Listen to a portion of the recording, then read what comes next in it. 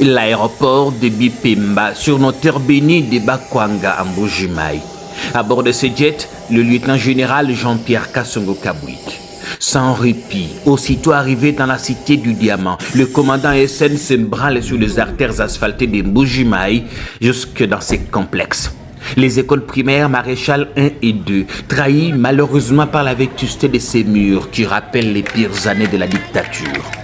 À l'intérieur, des salles de classe sans mobilier adéquat créées au secours. Dans ces deux écoles conventionnées aux effectifs pléthoriques, des salles de classe souvent débordées accueillent des élèves y compris à même les sols. Pas étonnant que cette brique serve par moments de bancs de fortune. Mais ça, c'était avant. Le service national qui a choisi Mbuji-Mayi comme deuxième ville bénéficiaire de sa vaste opération de dotation à banc pupitre a remis ce lundi un lot de 254 bancs aux écoles primaires Maréchal 1 et 2. Pour ces gestes et nous vous promettons de les garder bien comme le père de famille.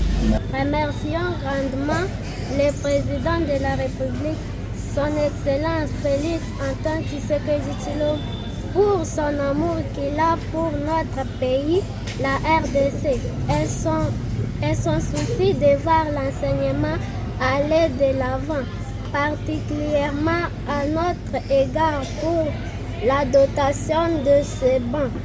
Des bancs qui arrivent au moment le plus inespéré. Ces élèves en liesse, assis pour la première fois de leur vie sur un banc viable, remercient le chef de l'État, initiateur de la campagne. Pas d'école publique sans banc. Un geste, une action qui sauve et redonne du sourire. Nous voici ici, à l'école primaire du 24 novembre. On croirait que la nature règle ses comptes à tout ce qui rappelle les années moboussiennes.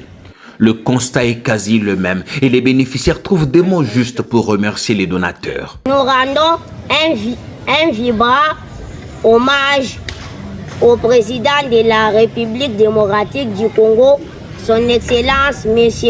Félix Antoine Tshisekedi Tshilombo, pour ses grands gestes et pour son implication à l'amélioration de la qualité de l'enseignement et au effort diplomatique pour la pacification de notre pays qui est agressé par le Rwanda qui a appuyé le M23 et l'armée de Nanga. Des bancs qui viennent tout droit des Kanyamakassi dans les Olomami. Mobilier fabriqué avec patriotisme par d'anciens Kuluna devenus bâtisseurs. Pour le commandant SN, il est plus que temps de renverser la tendance. Oui, après Kinshasa, nous sommes en Mbuji-Mayi aujourd'hui. C'est la continuité de la grande mission qui nous a été confiée par le chef de l'État et commandant suprême des forces armées, de la police nationale congolaise et du service national. Celle de fabriquer de bancs afin de le mettre à disposition de plusieurs de nos écoles. Aujourd'hui, en Mbuji-Mayi, nous avons été dans une première école, EP1 et EP2 Maréchal Mobutu. Et là, nous sommes dans l'ancêtre où il y a les deux écoles primaires, 1 et 2, du 24 novembre, pour remettre le banc. Dans chaque école, nous avons remis 254 bancs. Vous avez senti la joie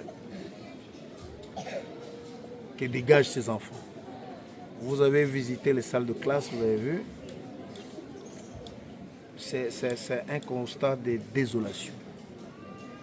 Des années, si pas des décennies, qui sont passées dans ce pays, où les écoles n'ont pas été réhabilitées, les bancs n'ont pas été dotés dans les écoles. Ce qui est triste. Comme je vous l'ai dit récemment à Kinshasa, le bois n'est pas un luxe au Congo. Ces bancs ont été fabriqués à Kanyamakassi, c'est avec le bois produit à Kanyamakassi.